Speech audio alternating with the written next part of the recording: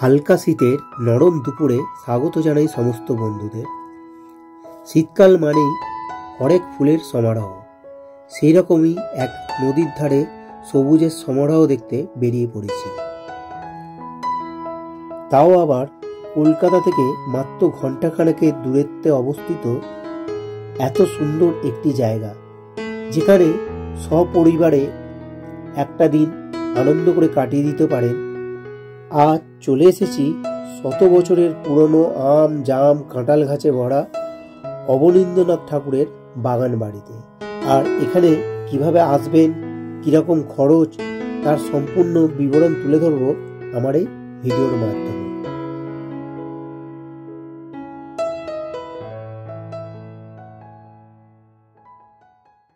কোন্নগরের এই ঠাকুর বাড়িতে ট্রেনে আসতে চাইলে কোন্নগরগামী যে কোনো লোকাল ট্রেনে চেপে পড়ুন, যেমন ব্যান্ডেল লোকাল কিংবা কাটোয়া লোকাল।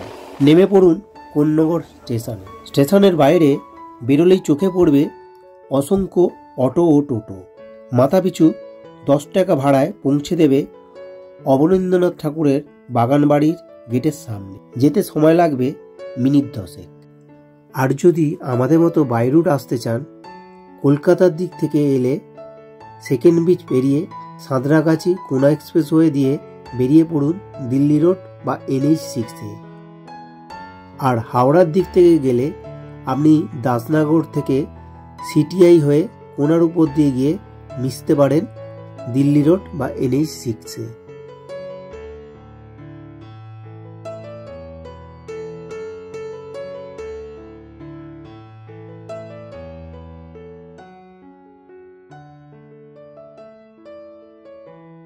আমাদের সামনে এখন দুটি রাস্তা, ডান দিকেরটা যাচ্ছে ওল্ড দিল্লি রোড, যেটা আমরা ধরবো, আর বাঁ দিকে যেটা স্ট্রেট যাচ্ছে ওটা যাচ্ছে দুর্গাপুর এক্সপ্রেসওয়ের দিকে।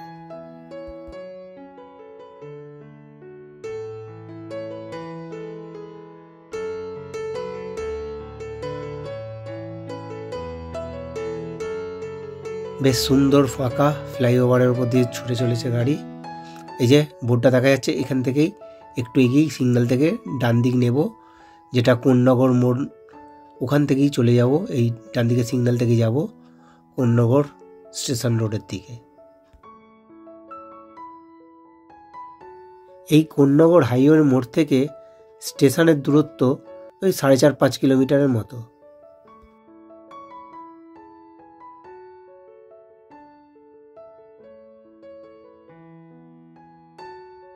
চলে এসেছি কোন্নগর স্টেশন চত্বরে। এই যে কত অটো টোটো সব দাঁড়িয়ে আছে, আর এর পাশ দিয়েই থাকা এই বাঁ দিকের রাস্তাটা আমরা ধরছি। আপনাকে অটো টোটো এই রাস্তা ধরেই নিয়ে আসবে। আর ওই যে সামনে সাবওয়ে, ওই সাবওয়ের মধ্যে দিয়েই যেতে হবে।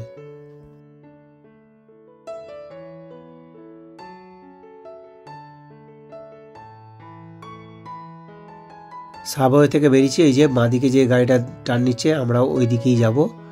এখান থেকে আরও 4-5 কিলোমিটার মতন যেতে হবে, তবে পাওয়া যাবে অবনীন্দ্রনাথ ঠাকুরের বাগান বাড়ি।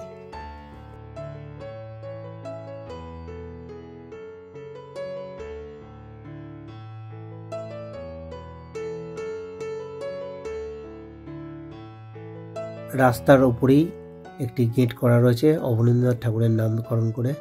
আর এই রাস্তা ধরেই আমরা এগিয়ে চলব। আরও মিনিট 2 যেতে হবে এখনো। রাস্তাটা সরু হলে কি হবে, দুধারের সৌন্দর্য কিন্তু খুব সুন্দর, আর দেখে বোঝা যাচ্ছে না এখানে 4 চাকা আদৌ ঢুকবে কিনা। আর ভেতরে তো কোনো 4 চাকার পার্কিংও দেখতে পাচ্ছি না। এই যে চায়ের দোকানগুলো দেখছেন, এই ছোটো ছোটো দোকানগুলোর সাইডেই কিছু জায়গা রয়েছে যেখানে 2 চাকা আপনি পার্কিং করতে পারেন। বাইকের পার্কিং চার্জ যৎসামান্যই, মাত্র 10 টাকা। ভুবনজয়ী চিত্রশিল্পী ও শিশু সাহিত্য সম্রাট অবনীন্দ্রনাথ ঠাকুরের বাগান বাড়ির মেন গেট এটি। গেটের পাশেই আছে টিকিট কাউন্টার। প্রবেশ মূল্য 10 টাকা মাথা পিছু। সকাল 10টা থেকে বিকাল 5টা অবধি খোলা থাকে।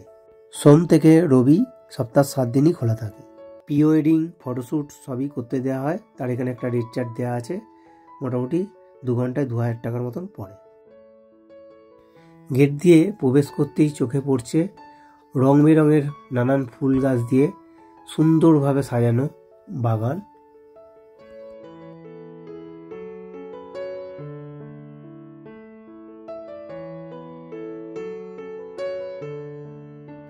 বাগানের চারিদিকের এই ফুল গাছগুলো ঘুরে ঘুরে দেখছি, আর কোনো এক পৌষ মাসের কথা মনে পড়ে যাচ্ছে, যখন ছিলাম ঠিক এরকমই এক পরিবেশ শান্তিনিকেতনে। সেই কথাই এখন মনে পড়ছে, আর সেই অনুভূতি এখানে অনুভব করছি।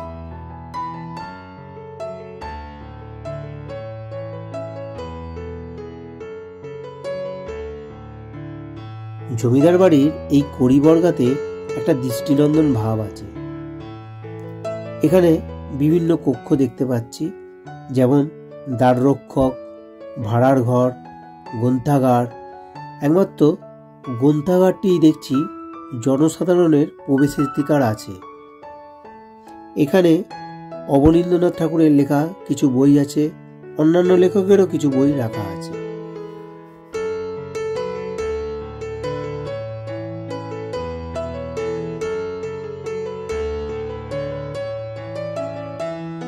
এখানে ছোটদের জন্য একটা সুন্দর পার্ক বানানো আছে, যেখানে আপনার পরিবারের এই ছোট্ট সদস্যটি সারাটা দিন খুব আনন্দের সঙ্গে কাটাতে পারবে। পুরো বাগান বাড়ি চত্বরটা ঘুরে দেখার কাজটা শুরু করলাম এই বাচ্চাদের পার্কের মধ্যে দিয়ে।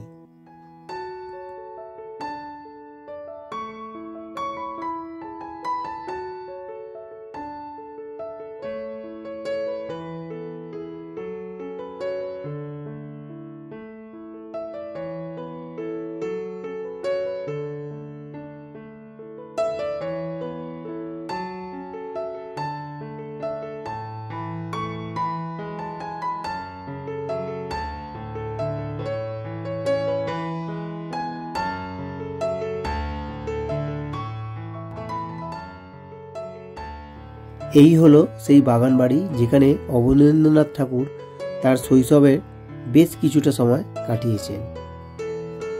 এই অবনীন্দ্রনাথ ঠাকুর হচ্ছেন রবীন্দ্রনাথ ঠাকুরের ভাগনা। বাগান বাড়িটি তিনি পৈতৃক সূত্রেই লাভ করেন।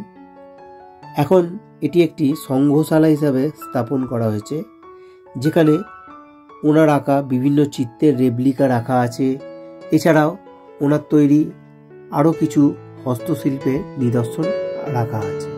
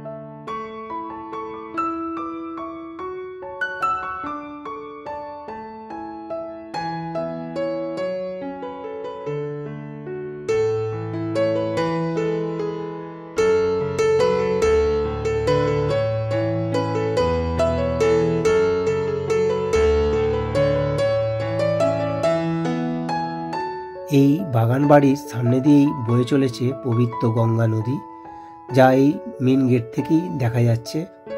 আর এই যে চারদিকে প্রাচীন আম, জাম, কাঁঠালের প্রচুর গাছের সমারোহ রয়েছে।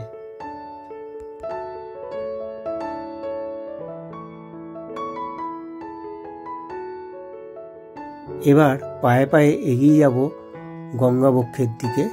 এখানে গঙ্গাবক্ষে নামতে দেওয়া হয় না, গেট বন্ধ থাকে, তাই দূর থেকেই দেখে নিচ্ছি। নদীর ধারে এই ছোট্ট ঘরটির মধ্যে অবনীন্দ্রনাথ ঠাকুরের একটি রেপ্লিকা রাখা আছে। এই কাঁঠাল গাছটি হচ্ছে অবনীন্দ্রনাথ ঠাকুরের শৈশবের সবচেয়ে প্রিয় একটি গাছ। এই সেই কাঁঠাল গাছ, যার বিবরণ উনি জোড়াসাঁকোর ধারে বইটিতে লিখে গেছেন। গঙ্গা নদীতে মাছ না দেখতে পেলেও এখানে পরিষ্কার জলে লাল নীল মাছ খেলা করছে। আর এই গোটা বাগানবাড়ি চত্বরটি ঘুরে দেখতে আপনার একটা সারা দিন কোথা দিয়ে কেটে যাবে আপনি বুঝতেও পারবেন না। খুব সুন্দর লাগবে। এক কথায় অনবদ্য ওয়ানডে ট্যুর। সম্প্রীতির এক অনবদ্য নিদর্শন সৈয়দ পীর বাবার একটি মাজার আছে এখানে। হ্যাঁ, এটি পীর বাবার মাজার।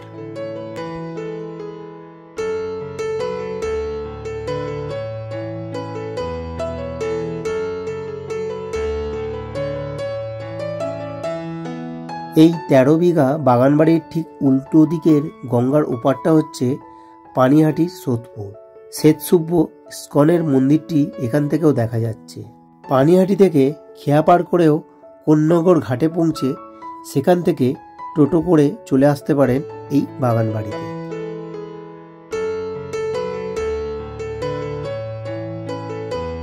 বন্ধুরা, জায়গাটি কেমন লাগলো অবশ্যই কমেন্টে জানান। আর ভিডিওটা ভালো লাগলে একটু লাইক দিয়ে চ্যানেলটি সাবস্ক্রাইব করে নেবেন।